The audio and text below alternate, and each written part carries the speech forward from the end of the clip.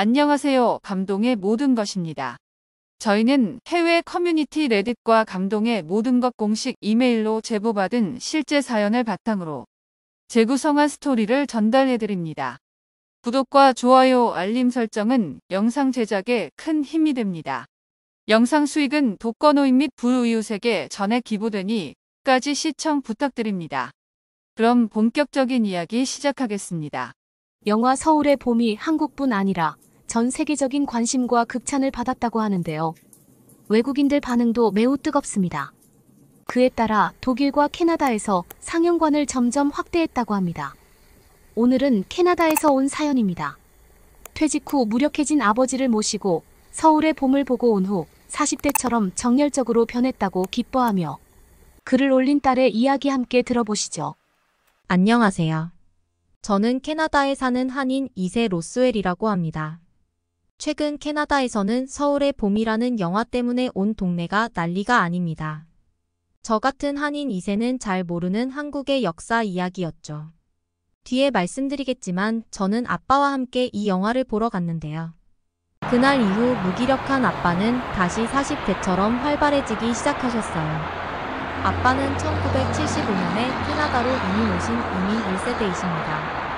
그때는 캐나다 정부가 국적에 상관없이 평등한 이민 기회를 부여한다면서 새로운 이민법을 시행하면서 한국인들이 한 해 동안 거의 2만 명씩 이주할 정도였다고 했어요. 그러면서 한인 사회도 급작스레 커졌답니다. 이곳에서는 부모님은 음식점을 하시며 꿈을 향해 달려오셨어요. 한국에서 제대로 된 교육도 못 받으셨으니 영어를 못했고 먹고는 살아야 하다 보니 캐나다에서 할 수 있는 일은 한정적이었어요. 그래서 한인이라면 세탁소 사장님이라고 할 만큼 세탁업, 음식점, 건강관리 분야의 일을 많이 하셨답니다. 그때 한국인의 부지런함 때문에 캐나다에 살고 있던 현지인들의 불만이 이만저만이 아니었다고 해요. 꼭두 새벽부터 문 열고 밤늦게까지 영업하는 가게들을 현지인들은 따라잡을 수가 없었고 매출이 한인 가게로 몰리다 보니 폭동도 몇 번 일어났어요. 저야 어려서 기억이 전혀 없지만 여튼 아빠의 캐나다 생활은 녹록지 않으셨어요. 아빠의 노고로 저처럼 한인 2세대들은 캐나다의 좋은 교육을 받고 컨설턴트나 의사, 변호사 등 좋은 직종에서 일하는 사람이 늘었습니다. 현재 젊은 한인들은 대학 졸업자가 대부분이고 연봉도 부모님 세대보다 훨씬 높아요. 1세대의 노력 덕분에 캐나다 사회에서도 한인들의 힘이 커지고 있답니다. 거기에 대해선 정말 깊이 감사드려요. 음식점을 거의 연중 무휴로 하신 지 40년이 지나니 아빠는 체력도 다하고 근처에 멋진 인테리어와 젊은 감각으로 무장한 한 식당들이 쭉쭉 들어서면서 경쟁에서 밀리게 되었고 결국 가게를 폐업했습니다. 아빠의 캐나다 생활의 전부나 다름없던 가게를 폐업하니 한참을 힘들어 하셨답니다. 특히 한국 문화가 성공, 지상주의 치열한 경쟁, 경제적 실패에 대한 두려움, 체면 중시 등 급성장하면서 나타나는 부작용들이 많잖아요. 아빠는 성공을 위해 캐나다까지 오신 경우니 더하셨겠죠. 엄마의 말씀에 의하면 한국인은 역사적으로 침묵 속에서 고통을 참는 것을 미덕으로 여기는 문화를 오랫동안 이어와서 화병이라는 특이한 신드롬이 있다고 했어요. 그래서 정신적으로 힘들 때 주위의 어려움을 솔직히 털어놓지 못하는 경우가 많다면서요. 아빠의 퇴직은 가족 모두에게 당황스러운 일이었습니다. 분명 가게에 있어야 할 시간인데 집에서 TV를 보는 아빠와 마주쳤을 때 뭐라고 말해야 할지 몰라서 슬쩍 방으로 들어가 버리게 되더라고요. 사실 그때 아빠가 좀 서먹했습니다. 그런데 차라리 그때가 나았습니다. 아빠가 하루 종일 나가지도 않고 삼시세끼를 집밥만 찾으시다 보니 나머지 가족들은 아주 괴로워졌어요. 가족과 보내는 시간이 갑자기 많아져서 그런지 처음 사귀는 연인들처럼 매일 싸우게 되었습니다. 귀가 시간 먹는 것, 자는 것, 노는 것, 사사건건 간섭하고 잔소리하니까 너무 스트레스를 받았던 거예요. 아빠가 집안에 머무는 시간에 비례해서 가족 갈등의 강도는 커져갔습니다. 심지어 아빠는 집안일을 전혀 하지 않은 채 엄마와 오빠, 저에게 잔소리만 잔뜩 늘어놓으셔서 가족 갈등은 더 커질 수밖에 없었죠. 하지만 또 지나고 보니 차라리 그때도 괜찮은 거였습니다. 2단계가 지나니까 아빠가 걱정되기 시작했습니다. 아빠는 집에 계신 후 TV만 보십니다. 재취업을 안 하시더라도 취미 활동이라도 좀 하시면 좋겠는데 종일 TV만 보고 잔소리 말고는 다른 대화는 거의 안 하세요. 아빠의 무기력한 모습을 보니 안쓰럽고 불쌍한 마음이 들었어요. 저는 딸이지만 여느 집의 딸같이 못해서 말이라도 몇 마디 붙여보려고 해도 아빠와 제대로 대화해본 적이 없어서 그런지 뭐라고 해야 할지 모르겠더라고요. 한 번은 술에 잔뜩 취해 들어와서는 못난 아빠를 용서해라는 말만 되풀이하면서 엉엉 울기까지 했어요. 가슴이 미어주었습니다. 아빠는 우리를 위해 헌신을 다하신 강한 분이셨는데 이렇게 한순간에 무기력진 아빠가 혹시라도 나쁜 마음을 먹을까봐 걱정이 되었죠. 그런데 어느 날 아침 식사 시간에 아빠가 저보고 혹시 영화 티켓은 어떻게 사니 하고 물어보시는 거예요. 알고 보니 아빠랑 자주 만나는 한인 모임이 있는데 거기서 요즘 화제라는 서울의 봄이라는 영화 얘기가 나왔고 아빠를 제외하곤 그 영화를 다 보셨다고 해요. 그리고 영화 내용이 아빠가 한국에서 겪었던 격동의 시간을 정말 리얼하고 긴박하게 표현해서 아빠의 친구들이 그 영화를 2번, 3번 본다고 하셨어요. 대화에 낄 수 없었던 아빠는 그곳에서도 소외감을 느끼셨고 한편으로는 영화가 궁금하셨던 모양이었습니다. 몇 년 전에 영화 기생충이 전 세계적 열풍이 불면서 당연히 캐나다에서도 데이트를 쳤죠. 그때 기생충이라는 영화는 한국에 계신 분들보다 저희 한인들에게는 큰 의미를 가져다 주었습니다. 이민 1세대인 부모님께는 잊고 지낸 한국의 문화를 떠올리게 하는 계기가 되었고 다음 세대인 저희에겐 본국인 한국이 주류에게 인정받는 자랑스러운 순간을 선사했죠. 그리고 또 몇 년이 흐른 지금 한국 영화 서울의 봄이 사람들의 관심을 끌고 있고 이 영화는 특히 1224때 이야기를 다룬 것이라 어른들의 관심이 대단하다고 했어요. 저는 딸 노릇을 할 기회가 왔다 싶어 아빠 저도 그거 보고 싶었는데 저랑 같이 가요라고 말씀드렸고 아빠는 저희 제안에 크게 놀라시면서도 내심 좋으셨는지 네가 그래주면 나야 좋지라고 하시더라고요. 어쩌면 아빠가 가족의 관심을 기다렸을지도 모른다는 생각에 갑자기 눈물이 핑 돌았어요. 그렇게 저는 아빠와 생애 처음 부녀 데이트를 하러 나선 거죠. 밴쿠버의 CGV 영화관에서 상영하는 서울의 봄은 예약이 꽉꽉 차 있어서 며칠 뒤에나 볼 수 있었습니다.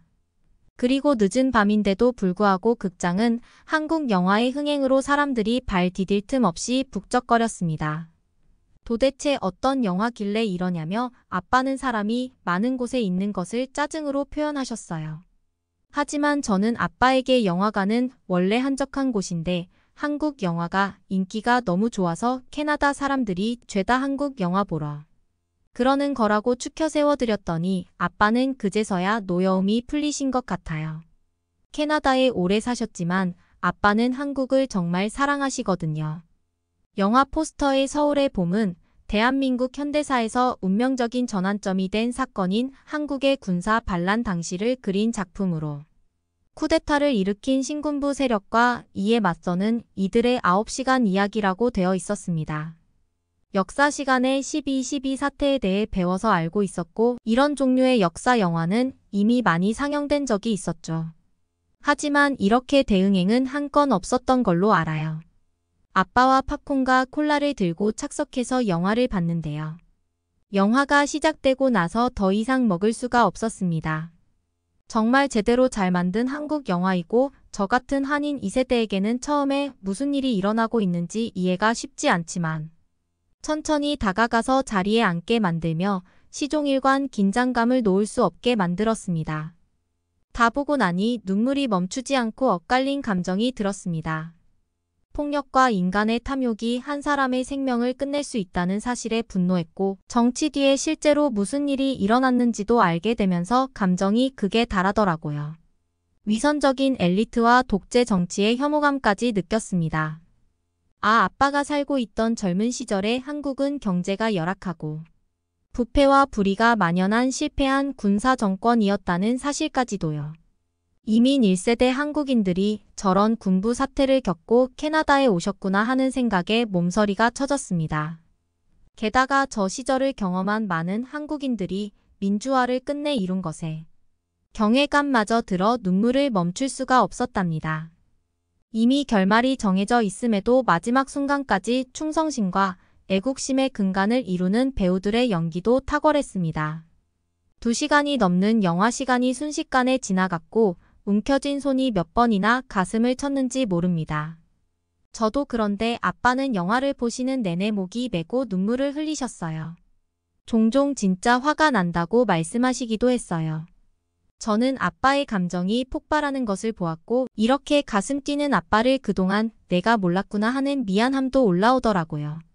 영화를 다 보고 나서 아빠는 화장실에 가셔서 한참 감정을 달래셔야 했습니다. 화장실에서 나오신 아빠는 저를 두 팔로 안아주시면서 우리 딸 덕분에 아빠가 오늘 명작을 보았고 화가 나고 분노했지만 감정이 많이 정화된 것 같다라고 말씀하셨어요. 그리고 다시금 민주주의를 이룬 한국이 대단하고 한국인이라는 것이 자랑스럽다는 말을 해주셨어요. 아빠가 그렇게 표현을 잘하시는지 몰랐습니다. 영화를 본 다음 날 우리 가족은 아빠의 변화를 느꼈습니다. 아빠는 조금씩 집안일을 하시기 시작했어요. 햇볕에 이불을 넣는가 하면 마당에 잡초를 뽑기도 했고요.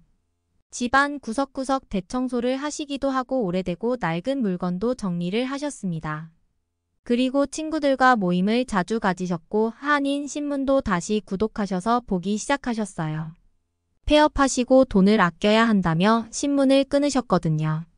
그리고 항상 음식을 적게 드시던 아빠가 입맛이 도셨는지 밥을 맛있게 드시고 어떨 땐 반 공기 더 드시는 날도 있었어요. 친한 친구분이 미용실을 하시는데 거기서 염색도 하시고 늘 입던 후줄근한 티셔츠를 버리고 몇 년 전 선물로 사드렸던 젊은 분위기가 나는 티셔츠로 바꿔 입으셨습니다. 아빠는 활기찼고 스스로 50대로 젊어진 것 같다고 하셨습니다. 어느 날 학교 수업이 끝나고 집에 가니 아빠가 앞치마를 입고 부엌에 계시는 거였어요. 가족들을 위해 저녁 식사를 준비하고 계신 거였습니다. 어서 와서 식사하자 하고 웃으시기까지 했습니다. 우리 가족들은 아빠의 변화를 반갑게 받아들였습니다. 정말 다정한 가장의 모습이었죠. 아빠는 40년 동안 가게를 하면서도 정작 우리 가족만을 위한 식탁을 차려보지 않았다면서 그동안 감사한 일, 행복한 일을 돈을 번다는 이유로 모두 잊고 살았다며 이젠 그러지 않을 거라고 하셨어요. 저와 함께 서울의 봄을 보고 나니 그때의 많은 사람의 희생 덕분에 이렇게 살고 있는데 당신이 그 고마움을 잊고 산 것 같아 이래선 안 되겠다는 마음이 생기겠대요. 작은 부업을 찾아서 용돈도 벌고 저축도 해서 엄마와 함께 2년 뒤에는 한국으로 여행을 가보고 싶다고 하셨답니다. 그리고 요즘 외모를 꾸미고 다니니 주위 분들 반응도 좋고 엄마도 좋아하는 것 같으니 청바지도 하나 선물해 달라고 하시는 거 있죠. 당신은 50대로 회춘했다고 하시지만 아빠가 요즘 하시는 모습을 보면 40대 전성기 때의 에너지가 느껴질 정도예요. 무력했던 모습은 일도 찾을 수 없으니까요. 우리 아빠 정말 대단합니다. 아니, 아빠의 활력을 찾게 해준 서울의 봄이 대단해요. 왕관 씌워주고 싶을 정도입니다. 눈물 반 웃음 반 섞은 행복한 저녁 식사를 하고 가족들은 다 같이 TV 앞에 앉아 즐거운 시간을 보냈답니다. 그날 밤 하늘의 달빛은 너무 따뜻했어요. 2년 뒤 오빠와 저는 부모님을 모시고 한국을 가자고 했어요. 왠지 한국 여행을 다녀오면 아빠는 더 젊게 사실 것 같거든요. 이 자리를 빌어 한국 민주화 운동을 주도적으로 해주셨던 세대에게 깊이 감사드리고 덕분에 지금의 한류 문화까지 일으키는 큰 나라가 되어 후손이 덕을 보고 있습니다. 부끄럽지 않은 한인 2세로 살아가겠습니다. 한국인들 다 성형해서 예쁜 거잖아. 맞아. 일본 사람들 눈이랑 턱 뾰족한 거 부러워해서 따라하는 사람들 많더라. 나 이번에 한국 여행 가는데 일본인의 아름다움을 한국에 보여주겠어. 일본이 최고라고 생각하는 여성이 한국인들의 외모 비하를 하고 있는데요. 행복하다는 듯이 웃고 있는 일본 여성들을 보면서 무슨 생각을 하시나요? 안녕하세요. 저는 일본에서 배우를 꿈꾸고 있는 히키코이라고 합니다. 일본의 선전의 영향을 받아 한국에 대해 부정적인 인식을 가지고 있던 외국인으로서 자신의 경험을 공유합니다. 분명 2020년 코로나 전까지만 해도 일본은 꽤나 개방적인 정책으로 다양한 여행을 다닐 수 있었는데요. 저는 중학생 때 갔다 온 유럽 여행을 꿈꿨어요. 물론 관광 가이드가 다 해준 거지만 파리의 낭만적인 거리, 로마의 유서 깊은 유적지 바르셀로나의 활기찬 삶을 동경했죠. 미친 듯이 더럽긴 했어요. 하지만 유럽이라는 이유로 뭔가 프리미엄이 붙은 거죠. 그리고 저는 연예인을 꿈꾸는 사람이잖아요. 누구나 부러워하는 유럽에 가서 맛있는 것들을 먹고 예쁜 사진들을 찍어서 팔로워를 모아야 했어요. 23년이 되자마자 저는 다시 유럽 여행을 하려고 했는데요.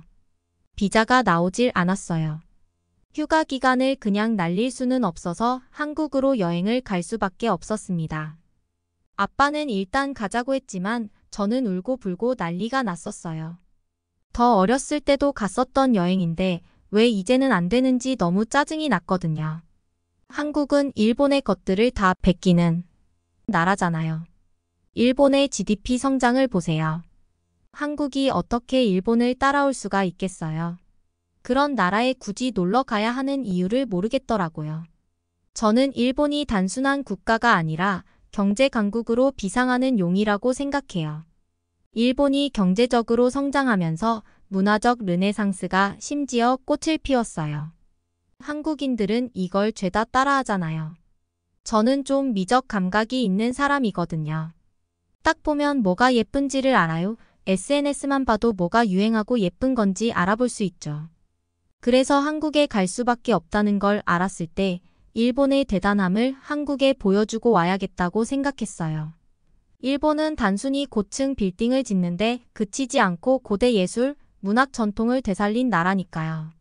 저는 요코하마이에서 과거와 현재가 조화를 이루는 가운데 우리 문화의 정체성이 되살아나는 것을 경험했습니다. 제가 이렇게 말하면 저는 공부를 못할 거라고 생각하는 사람들도 많은데요. 저는 공부도 잘하는 연예인이 되고 싶어서 공부도 열심히 했습니다. 무려 일본 도쿄 대학교를 입학까지 한 사람이에요. 지금은 입학 전에 여행을 가려고 할 뿐이고요. 저는 그래도 한국에 가는 김에 일본의 멋짐을 한국에 보여주고 와야겠다고 생각했어요. 저의 스타일과 일본의 대단함을 한국 사람들이 당연히 알아볼 거라고 생각했습니다. 대한항공 비행기에 몸을 싣자 드디어 여행의 현실이 다가왔습니다. 승무원들이 따뜻한 미소와 흠잡을 데 없는 프로페셔널함으로 저를 맞이하며 여행의 분위기를 조성합니다. 좌석에 앉자마자 저는 자부심과 기대감을 느낄 수 있었습니다. 비행기가 인천으로 내려오면서 창밖으로 드넓게 펼쳐진 도시를 바라보는데 뭔가 이상했어요. 제가 생각하는 한국은 돈이 없고 시골일 거라고 생각했는데요. 비행기에서도 빛이 엄청나게 빛나고 있었어요. 현대적인 고층 빌딩과 구불구불한 강, 고요한 황해가 어우러진 풍경에 뭔가 이상함을 느꼈어요. 비행기에서 내리자 이상함은 더 강해졌는데요.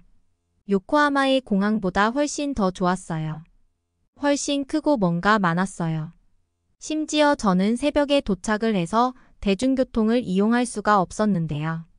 공항을 걷다 보니 이른 시간임에도 불구하고 꼼꼼하고 친절한 직원들의 모습이 눈에 띄었습니다. 청결 상태는 흠잡을 데 없었고 모든 것이 정리되고 관리되는 방식에서 편안한 질서 의식이 느껴졌습니다. 안내판도 명확하고 이해하기 쉬워 길을 찾기가 쉬웠습니다. 혼자 여행하는 저에게 안전은 가장 큰 걱정거리 중 하나였고 특히 그 시간에 도착하는 것은 더욱 그러했습니다. 하지만 인천공항은 조명이 밝고 깨끗하며 순찰이 잘 되어 있어서 그런 걱정이 금세 사라졌습니다. 눈에 띄는 보안 요원들이 있었지만 눈에 거슬리지 않고 전문적이어서 부담스럽지 않으면서도 안전하다는 느낌을 주었습니다. 이 시간대에도 원활하게 운영되는 공항의 규모에 감탄하며 공항을 둘러보았습니다. 하지만 저를 진정으로 놀라게 한 것은 밝고 환한 불빛으로 활기차게 움직이는 편의점의 모습이었어요. 저는 익숙한 스낵과 음료의 모습에 이끌려 편의점에 들어섰고 새로운 나라에 온 것 같은 설렘이 더해졌습니다. 진열대를 훑어보며 독특한 상품들을 구경하던 중 특히 유용한 상품이 눈에 들어왔는데 바로 그 자리에서 바로 구매할 수 있는 심카드 진열대였습니다. 저는 새벽에 도착했으니까 일단 하루는 로밍을 하고 이후에는 휴대폰 대리점에 들어가려고 했었는데요. 유심카드를 편의점에서 판다는 사실에 깜짝 놀랐어요. 제가 심카드를 들고 카운터로 다가갔을 때 점원은 친절하게 고개를 끄덕이며 반겨주었습니다. 심지어 유심을 뽑는 핀도 제품에 다 들어 있었어요. 편의점 직원은 익숙한 듯이 유심을 어떻게 쓰는지 알려주더라고요. 언어 장벽에도 불구하고 거래는 순조롭게 진행되었습니다. 몇 분 만에 현지 한국 번호가 부여되고 인터넷에 연결되어 숙소로 가는 길을 탐색하고 가족에게 무사히 도착했음을 알릴 수 있었습니다. 이 순간은 단순해 보이지만 한국의 편리함과 효율성을 처음으로 실제로 경험한 순간이었습니다. 단순히 유심을 구매할 수 있다는 것 이상으로 저와 같은 여행객의 니즈를 이해하고 24시간 내내 서비스를 제공하는 세심한 배려에 감탄했습니다. 다음 날 오후에 서울 한복판으로 나가자마자 저는 다양한 의상에 압도당했습니다. 한국 사람들 왜 이렇게 잘 사는 거죠? 일본에서는 한 60%는 옷을 입는데 관심이 없거든요. 아무래도 먹고 사는 문제가 시급하니까요. 그런데 한국 사람들은 길거리에서 음식을 파는 사람들도 모두 제가 아는 브랜드를 입고 있었어요. 젊은 에너지가 느껴졌고 패션도 이를 반영했습니다. 청소년과 청년들은 오버사이즈 후드티와 세련된 스니커즈, 파스텔톤의 대담한 패턴의 개성을 더하는 액세서리 등 최신 트렌드를 뽐냈습니다. 단순히 트렌드를 따르는 것이 아니라 개성을 표현하는 것이 중요했습니다. 강남의 고급 지역으로 이동하면서 스타일은 좀 더 세련되고 하이패션적인 분위기로 바뀌었습니다. 이곳에서는 럭셔리 브랜드와 한국 디자이너의 맞춤 제작이 어우러져 우아하고 세련된 룩이 탄생했습니다. 마치 살아있는 패션 잡지를 보는 것 같았고 매번 새로운 스타일과 트렌드를 접할 수 있었습니다. 거리는 캠퍼스였고 사람들은 각자의 옷을 입은 예술가들이었습니다. 저는 제 옷이 초라해지는 걸 느꼈어요. 이렇게 말하면 좀 웃긴데요. 한국 강아지가 일본 사람들보다 옷을 잘 입는 것 같았어요. 일본 문화가 최고라고 생각했었는데 말이에요. 옛날에 유럽 여행에 간 게시글을 올렸을 때보다 훨씬 더 반응이 좋았어요. 그런데 다들 한국이라고 말하니까 믿지 못했습니다. 한국이 다들 일본보다 못 사는 나라라고 생각하고 있었던 것 같았어요. 저도 그랬죠. 저는 롯데월드타워에 서서 하늘을 향해 뻗어 있는 123층을 올려다봤습니다. 현대 건축의 경이로움인 이 건물은 구름을 뚫고 나올 것만 같았습니다. 놀라운 속도로 위로 올라가는 엘리베이터에 오르자 가슴이 두근거렸습니다. 그래도 도쿄의 타워만큼은 못할 거라고 생각했어요. 문이 열리자 전망대로 향하는 문이 열렸고 저는 다른 세계로 발을 내디뎠습니다. 이 높은 곳에서 바라본 서울의 전경은 기적과도 같았습니다. 서울이 광활하고 복잡한 테트리스처럼 눈앞에 펼쳐져 있었습니다. 고층 빌딩이 햇빛을 받아 반짝이고 한강이 도시를 가로질러 흐르고 산들이 지평선을 감싸고 있었습니다. 자연과 도시 개발이 조화를 이루는 모습에 숨이 멎을 것 같았습니다. 도시에서 가장 높은 곳에서 바라보니 서울과 깊은 유대감을 느낄 수 있었습니다. 스카이라인은 단순한 건물들의 집합이 아니라 인간의 독창성과 글로벌 리더로 발돋움한 한 나라의 정신을 보여주는 증거였습니다. 해가 지기 시작하면서 도시의 황금빛 노을이 드리워지기 시작했습니다. 조명이 반짝이며 스카이라인이 눈부신 빛과 색채의 향연으로 변했습니다. 낮과 밤이 어우러져 서울의 역동적인 아름다움의 정수를 담아낸 마법 같은 순간이었습니다. 하지만 제가 한국에서 가장 놀랐던 건 일본과 같이 빈부 격차가 지나치게 크지 않다는 점이었어요. 저는 그제서야 일본의 GDP와 한국의 GDP의 차이를 알았습니다. 국내 총생산 자체는 일본이 훨씬 더 높지만 이걸 인구수로 나눈다고 생각하면 이야기가 달라지는 거였어요. 이제 경제학을 전공할 건데 제가 너무 멍청하다는 생각을 했습니다. 하지만 일본에서는 이런 부분들을 알려주지 않고 일본의 좋은 점만 계속해서 알려줬어요. 저는 모범생으로서 그 공부들을 열심히 했을 뿐이고요. 도쿄의 어느 정도 부유한 가정에서 자란 저는 가혹한 삶의 현실과 격리되어 있었던 거예요. 우뚝 솟은 고층 빌딩과 분주한 상업이 있는 도쿄는 번영의 거품이었습니다. 저는 일본에 존재하는 빈곤에 대해 어렴풋이 알고 있었지만 그것은 현실이라기보다는 저한테는 추상적인 개념이었어요. 일본의 작은 마을들은 저는 도시 생활과 극명한 대조를 이루는 풍경을 가지고 있어요. 집들은 허름했고 당연하게 여겼던 기본적인 편의시설이 부족한 곳이 많아요. 마을 사람들의 얼굴에는 고된 노동과 고단한 삶의 흔적이 고스란히 새겨져 있었습니다. 맨발에 너덜너덜한 옷을 입은 아이들이 거리에서 뛰어놀고 있었고 그들의 웃음소리가 주변의 가난을 대변하고 있거든요. 보통 가난한 나라일수록 빈부격차가 더 심한 거 아세요? 편견이 아니라 이건 수치상으로 나타나는 거예요. 그게 바로 일본이었던 거예요. 한국은 중산층이 발달한 나라인 거고요. 이 경험은 제 관점을 크게 바꿔놓았습니다. 도쿄와 요코하마 같은 도시는 일본 경제 기적의 상징이지만 일본의 많은 지역이 여전히 빈곤과 씨름하고 있다는 사실을 깨달았죠. 서울을 보면서 한국이야말로 진정한 선진국이 아닐까라는 생각을 했어요. 한국 길거리나 시장에서는 일본 사람들만큼 힘들어 보이는 사람들을 본 적이 없었거든요. 본인의 일을 열심히 하는 사람들 뿐이었습니다. 또 제가 놀란 점은 도시의 청결함인데요. 생각해보니까 서울에 도착한 순간부터 도시의 청결함이 바로 눈에 띄었습니다. 길거리에는 쓰레기가 거의 보이지 않을 정도로 깨끗했습니다. 붐비고 북적이는 곳에서 흔히 볼 수 있는 혼란과 난잡함을 예상하고 명동의 번화한 시장을 걸었던 기억이 납니다. 놀랍게도 이 지역은 놀라울 정도로 깨끗했습니다. 노점상들은 자신의 공간을 세심하게 관리하고 있었고 사람들은 쓰레기를 함부로 버리지 않았습니다. 다른 곳에서는 거의 볼 수 없었던 공공장소에 대한 집단적 책임감과 자부심이 느껴졌습니다. 한국 사람들한테는 이게 기본인 것 같았어요.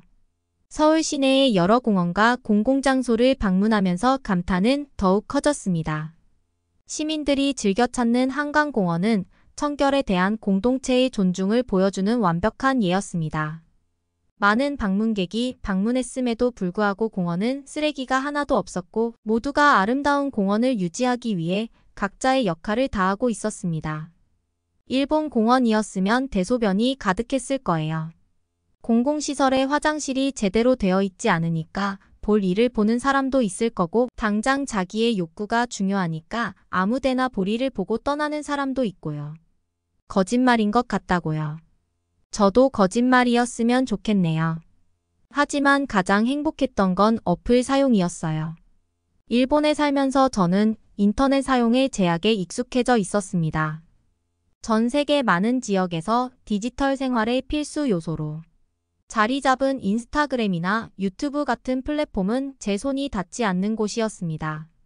저는 현지 소셜미디어와 콘텐츠 플랫폼에 의존했는데 이 플랫폼은 견고하긴 했지만 글로벌 무대에서 제가 놓치고 있는 것이 무엇인지 항상 궁금했습니다. 일본을 떠나는 순간 새로운 디지털 영역에 발을 내딛는 기분이었습니다. 새로운 나라에 도착하자마자 공항의 와이파이에 열심히 연결하여 인스타그램과 유튜브를 다운로드했습니다. 인스타그램을 처음 열었을 때 저는 생생한 이미지와 해외에 사는 친구들의 이야기, 전 세계의 삶과 문화를 엿볼 수 있는 콘텐츠에 홍수 놀랐습니다. 유튜브는 완전히 다른 세계였습니다. 갑자기 전 세계 곳곳에 음악, 다큐멘터리, 브이로그, 교육 콘텐츠 등 끝없이 쏟아지는 동영상을 접할 수 있게 되었죠. 압도적이면서 동시에 흥미진진했습니다. 저는 몇 시간 동안 콘텐츠를 탐색하며 얼마나 많은 콘텐츠가 있는지, 얼마나 쉽게 액세스할 수 있는지에 감탄했습니다. 가장 인상 깊었던 것은 이러한 플랫폼에서 표현의 자유가 보장된다는 점이었습니다. 사람들은 자신의 삶과 의견, 예술을 자유롭게 공유했습니다. 정보와 아이디어의 자유로운 흐름은 이전에는 경험하지 못했던 것이었고 엄청난 해방감을 느꼈습니다. 인스타그램을 통해 오랜 친구들을 다시 만나는 기쁨은 정말 컸습니다. 일본에서의 생활에 대한 사진과 이야기를 공유하며 잃어버린 시간을 되찾았습니다. 유튜브를 통해 새로운 관심사를 발견하고 제가 흥미를 느낄 줄 몰랐던 주제에 대해 배웠습니다. 새롭게 찾은 디지털 자유는 제 일상을 크게 변화시켰습니다. 글로벌 이벤트에 대한 정보를 더 많이 접하고 전 세계의 친구 및 가족과 더 많이 소통하고 다양한 관점과 문화를 더 많이 접하게 되었습니다. 마치 완전히 새로운 세상이 저에게 열린 것 같았습니다.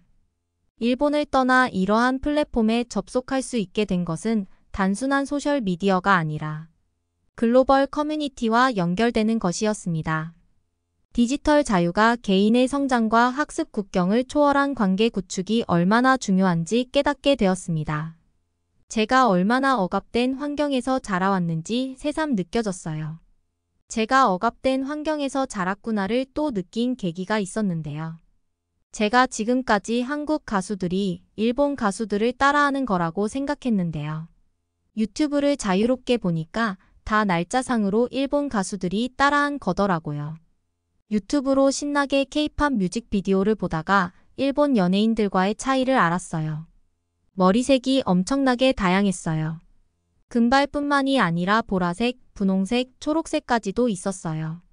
이러한 유명인들의 다양한 헤어 컬러는 단순한 패션을 넘어 개성과 자기 표현을 중시하는 문화를 반영하는 것이었습니다. 연예인 지망생으로서 저는 너무 부러움이 느껴졌어요. 한국에서는 헤어 컬러가 자연스러운 스펙트럼에 머무르는 경향이 있었는데 그런 대담한 실험을 보면서 놀랍기도 하고 영감을 받기도 했습니다. 외모를 통해 자신을 표현하는 방식과 한국 대중문화에서 미의 기준을 탐구하고 재정의하는데 얼마나 많은 자유가 있는지 생각하게 되었습니다. 독일의 한 병원 안역이 심각한 얼굴로 대화를 나누고 있는 의사와 환자가 있습니다. 그들은 왜인지 세계 지도를 꺼내서 한국의 위치를 찾아보고 있는데요. 놀랍게도 얼마 뒤 이 환자는 독일의 대형 병원을 떠나 한국행 비행기에 올랐다고 합니다. 과연 그들에게는 무슨 일이 있었던 걸까요? 독일 여성의 사연입니다. 안녕하세요. 저는 독일 여성 덴버입니다. 한평생 독일에서 살았지만 우연한 기회로 현재는 한국에 자리를 잡고 살고 있어요. 한국에서의 생활만 해도 어느덧 2년차에 접어들고 있습니다. 이쯤 되면 노란 머리 한국인이라고 할 수 있겠죠. 저는 모국인 독일을 사랑하고 독일인이라는 것에 자부심이 있어요. 그러나 제게는 잊지 못할 일이 하나 있었습니다. 아무 생각 없이 살았던 저였고 집안에 부유함이 있기에 그걸 믿고 살았어요.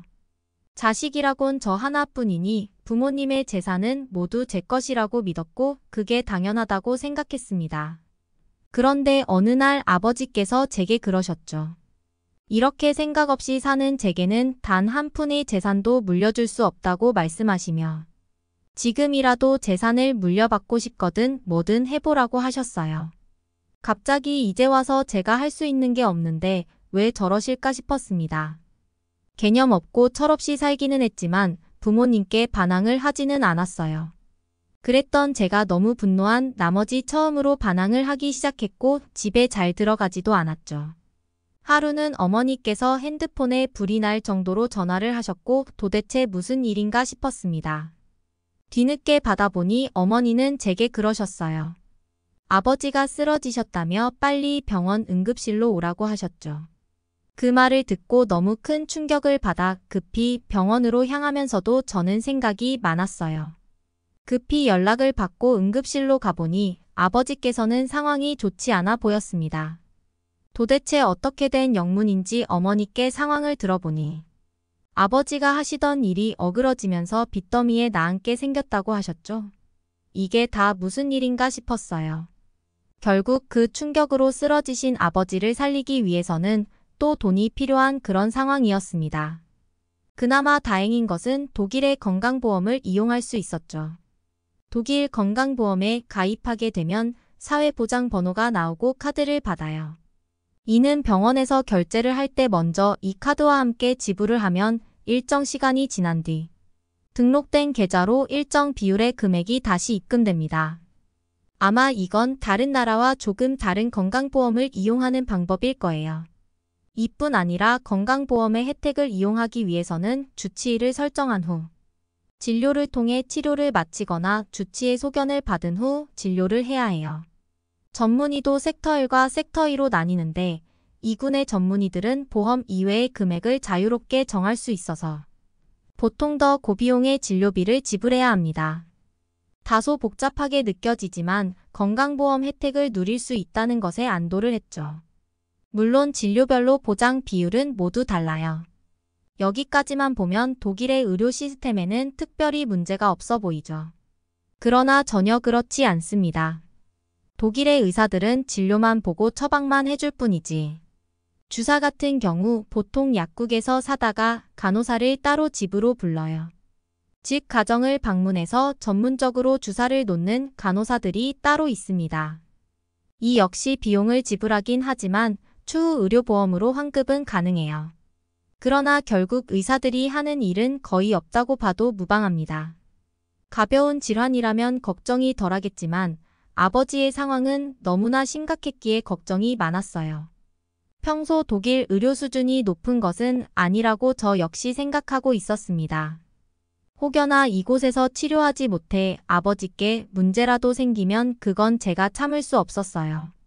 걱정되는 마음을 겨우 삼켜내며 기다리길 반복했죠. 결국 아버지의 뇌 문제는 독일에서 치료할 수 없다는 결론이 났습니다. 그러나 이대로 아무것도 하지 않고 방관을 할 수 없었어요.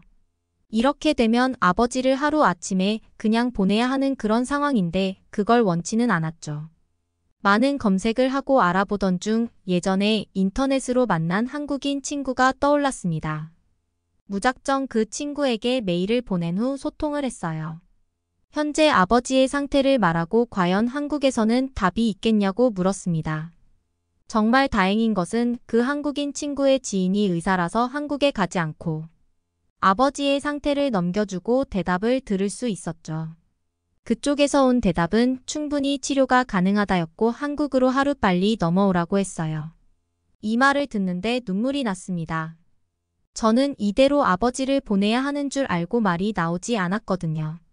아버지께 보여드린 모습이 고작 철없는 그런 모습들 뿐이라 꼭 정신 차리고 제대로 사는 그런 모습을 보여드리고 싶었죠.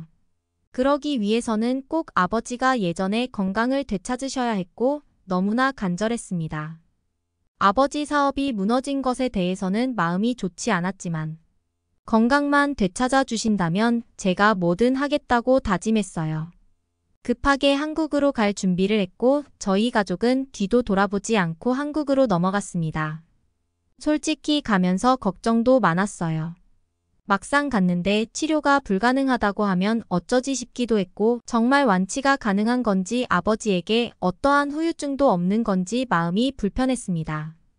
그렇게 도착한 한국의 땅을 제대로 밟기도 전에 저희 가족은 급히 병원으로 향했죠. 아버지께서 컨디션이 좋지도 않으셨고 비행을 오래 해서 더욱 걱정이 많았어요. 그런데 한국의 병원은 정말 신기했습니다. 병원이 이렇게 고급스러운 것인지 호텔에 온 줄 알았죠. 독일과는 다르게 노후된 느낌이 아니었어요.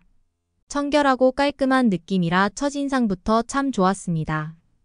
그렇게 좋은 인상이었던 한국의 병원에 아버지를 맡기게 되었고 이제부터는 믿는 방법밖에 없었어요.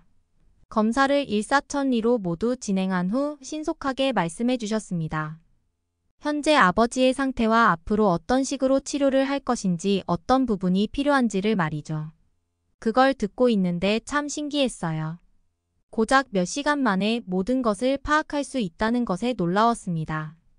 독일이었다면 일주일 정도 걸리면 정말 빨리 해결했구나라고 말할 수 있거든요. 그런데 한국 병원에서 놀랄 일은 너무나 많았습니다. 한국 병원 침대 위쪽에는 간호사 호출 버튼이 있었죠. 이건 언제든 간호사 호출이 필요하거나 도움이 필요하면 누르라고 하셨어요. 호출벨이 참 편리했습니다. 급하게 호출을 해야 할 때 굳이 찾아가지 않아도 벨만 누르면 간호사가 찾아오거든요. 심지어 간호사들이 정말 친절하셨죠. 한국 간호사들은 정말 똑똑한 건지 다양한 언어 소통도 가능했습니다. 만약 한국인이 독일 병원에 왔고 한국어밖에 못하는 상황이라면 소통이 불가했겠죠. 그러나 한국은 달랐어요. 덕분에 소통 부재 없이 편하게 소통을 할 수 있었습니다. 이런 부분만 해도 너무나 감사했고 만족스러웠는데 이것 말고도 장점은 더욱 많았어요. 한국 병원은 밥도 정말 잘 나왔습니다. 심지어 소액을 추가하면 보호자 밥도 따로 나와서 굳이 비싼 돈 주고 매끼니를 사 먹지 않아도 괜찮았죠. 병원밥은 영양사가 영양 밸런스를 맞춰서 식단을 짠 거라 건강에 정말 좋은 식단입니다. 그래서 믿고 먹을 수 있었어요. 한식을 제대로 먹어본 적이 없었는데 병원밥이 저희 가족 입맛에는 딱 알맞아서 맛있게 즐겼습니다. 물론 식사를 즐길 만큼 상황이 좋지는 않았지만 적어도 한국 병원의 시스템에 감탄할 수 있었죠. 한국 병원은 시스템 자체가 탄탄해서 그런지 빠르게 진행되는 느낌이 강했어요. 뒤로 밀리고 천천히 진행하는 것과는 다르게 운영 방식 자체가 매우 빨랐습니다. 그 덕분에 아버지의 수술과 치료는 한국에 도착한 후 바로 진행이 되었죠. 그렇다 보니 상황이 악화되거나 문제가 발생하는 일은 없었어요. 가장 좋았던 부분은 아버지의 빠른 회복이었습니다. 한국의 대학병원은 이유 없이 환자를 오래 입원시키지 않았죠. 최소한의 회복이 된다면 바로 퇴원 조치를 시킵니다. 어쩌면 매정하게 보일 수 있지만 반대로 얘기를 해보면 병원 비용으로 환자에게 장난을 치지 않는다는 말이죠. 솔직히 의료 시스템도 너무 좋고 병원에서 지내는 내내 호텔에 있는 것처럼 편하게 지내서 병원 비용에 대한 부담이 컸습니다. 혹여나 감당하지 못할 정도로 나오면 어쩌지 고민이 깊었어요. 그러나 독일과는 또 다른 한국의 의료 문화를 접하고 고민이 사라졌습니다. 그리고 한국의 의료 체계는 전 세계에 널리 퍼져서 많은 이들이 알아야 한다고 생각했죠. 우선 한국 의료진들은 굉장히 빠릅니다. 원래 한국인 자체가 성격이 매우 빠르기로 유명한 것은 다들 아실 거예요. 그런데 이 부분이 오히려 장점으로 작용하고 있었죠. 이들의 빠름은 전 세계에서 가장 빠를 겁니다. 워낙 빠른 것을 선호하다 보니 신속하게 환자를 치료하고 진료하는 시스템이었어요. 미루거나 천천히 보거나 그런 것이 없습니다. 이런 방법의 가장 큰 장점은 아무래도 그거였죠. 빠름을 선호하는 한국인들의 특성을 갖춘 의료진들을 보고 있으면 신기한 것이 한두 가지가 아니었어요. 매우 서두르고 성급한 듯 보이지만 그들은 정확했습니다. 원래 무슨 일을 할 때 자꾸만 서두르고 성급하게 하면 사람인지라 실수하기 마련이죠. 그러나 한국 사람들은 서두르고 빠름을 선호하지만 실수를 용납하지 않아요. 특히나 의료진들의 실수는 본인들끼리도 용납하지 않습니다. 그들은 신속 정확하다는 표현이 어울리는 사람들이었죠. 저는 그들을 보면서 많은 생각이 들었어요. 사실상 한국보다 독일이 더욱 강국이라고 알려져 있는데 의료 체계를 비교해보니 독일은 엉망이었죠. 엉망 그 자체인 독일과는 다르게 한국은 최고 수준이라 독일에서 보고 배우길 바랐습니다. 실제로 아버지는 한국 의료진 덕분에 회복을 빨리 하셨고 문제없이 현지 생활을 하고 계세요. 그러나 만약 제가 독일 의료진의 말만 듣고 그 당시에 어떠한 선택을 하지 않았더라면 아버지는 지금, 즉 어떻게 되셨을지 생각만 해도 끔찍합니다. 제가 한국인 친구를 떠올리지 않았더라면 제 아버지는 현재 제 옆에 안 계시겠죠. 독일에서는 치료가 불가하다고 했지만 한국에서는 충분히 치료를 하고 아버지께서 아무렇지 않게 생활하시는 것에 감사함을 느끼고 신기함을 느끼고 있어요. 아버지로 인해 겪어본 한국 병원 생활에 신기한 점들이 몇 가지 있었습니다. 한국은 참 정이 넘치는 곳이라는 걸 여기서 느낄 수 있었죠. 한국 병원에서 사실상 저희 가족이 할 수 있는 것은 없었어요. 한국에 온 것도 처음이었고 익숙하지도 않았습니다. 심지어 문화도 모르기에 서로를 보며 아버지의 경과를 보며 병원에 앉아 있고 숙소에 가서 번갈아가며 쉬는 것 말고 없었죠. 그런 저희 가족에게 같은 병실을 쓰는 한국인들은 많은 도움을 줬어요. 신기하게도 병원에 오래 있다 보니 자꾸만 뭔가 먹고 싶고 군것질이 필요했습니다. 이걸 알고 있는 건지 한국 사람들은 과일을 사와서 작은 칼로 깎아 먹기도 하고 빵과 과자 등을 쟁여두고 먹었죠. 저희 가족은 어디서 사야 하는지도 잘 몰라서 머뭇거리고 있을 때 한국 사람들이 먼저 다가와서 음식을 나눠줬어요. 그리고 편의점이 어디에 있는지, 보통 뭘 먹으면 좋은지, 뭐가 어떤 맛인지를 다 알려줬습니다. 저희 가족은 뭘 잘 몰랐기에 병원밥만 주구장창 먹었는데 컵라면을 곁들여 먹으면 맛이 더 훌륭해지는 것을 뒤늦게 알았죠. 그 뒤로 컵라면을 아주 종류별로 열심히 먹었습니다. 이뿐 아니라 1인실이나 2인실처럼 특실이 아닌 다인실을 이용하면 아무래도 보호자 간이 침대가 조금 불편해요. 그럼에도 불구하고 간호를 해야 하니 그 침대에서 먹고 자고 해야 합니다.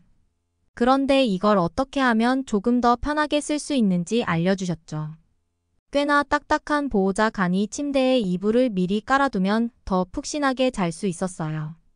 저희 가족은 따로 베개나 이불을 가지고 올 곳이 없어서 난감했는데 이건 같은 병실을 사용하는 한국인이 아예 빌려주셨습니다. 이불과 베개가 없으면 자는 것도 힘들고 온몸이 뻐근하고 힘들 거라면서 쓰라고 하셨죠. 또 하나 신기했던 것은 병실을 함께 쓰는 사람들끼리 배달 음식을 시켜 먹는 것입니다. 치킨이나 피자와 같은 음식을 함께 의논해서 시켜 먹더라고요. 맛있고 영양가가 높은 병원밥이지만 다른 자극적인 맛이 필요할 때가 있죠. 그럴 때면 저희들끼리 3-3-5 돈을 모아서 배달 음식을 시켜 먹었습니다. 뭔가 다 같이 먹으니 소풍을 온 듯 재밌고 더 맛이 좋았어요. 그리고 완쾌를 하여 퇴원하는 환자들에게는 진심을 다해 앞으로 건강하고 행복하게 살라고 응원을 해줍니다. 그런 문화가 너무나 신기했죠. 실제로 저희 아버지가 퇴원하실 때 눈물까지 보인 분이 계셨어요. 그분은 제 어머니와도 같은 분이셨고 저희 어머니와 번역기를 사용해가며 많은 대화를 나누셨습니다. 병상 생활을 하는 내내 함께해서 그런지 정이 꽤 많이 들었죠. 꼭 언젠가 다시 만나자는 약속을 하고 메일 주소도 주고받았어요. 그래서 그런지 퇴원 축하를 해주면서 눈물을 보이셨습니다. 그렇게 한국에서 좋은 기억을 안고 독일로 돌아갔지만 저희 가족은 신기하게도 한국을 그리워하며 살았죠. 그리고 저는 한국에서 취업을 하고 자리를 잡기로 결심을 했어요. 현재 그런 이유로 한국에서 먹고 살고 있는데 제가 독일에 있을 때보다 행복 지수가 높습니다. 한국인 친구들도 많이 사귀었고 현재 저의 벌이와 직장에도 만족해요.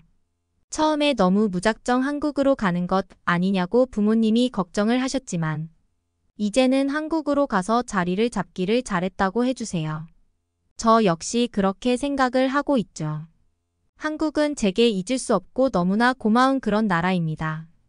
만약 치료가 불가하다는 판정을 받았다면 꼭 한국에도 가보시길 바라요. 한국의 의료 수준은 세계 최고 수준이라 기대해도 좋습니다. 건강한 아버지로 제 곁에 남게 해준 것에 참 감사함을 품고 앞으로도 한국에서 잘 살려고 해요. 제 꿈이 이뤄지길 응원해주세요. 오늘의 사연은 여기까지입니다. 응원이나 남기고 싶은 말이 있으시면 댓글로 남겨주세요. 사연자분께 전달해드리겠습니다. 저희 감동의 모든 것은 실제 사연 제보를 받고 있습니다. 채택되신 분께는 선물도 드리고 있습니다. 저희의 사연이 여러분의 하루의 작은 힘이 될 수 있었으면 좋겠습니다. 지금까지 한국의 감동적인 이야기를 전해드리는 감동의 모든 것이었습니다. 구독과 좋아요를 눌러주시면 영상 제작에 큰 힘이 됩니다. 감동적인 사연을 주변 사람들에게 공유하고 함께 이야기 나눠보세요. 끝까지 시청해주셔서 감사합니다. 더욱 더 좋은 영상으로 찾아뵙겠습니다.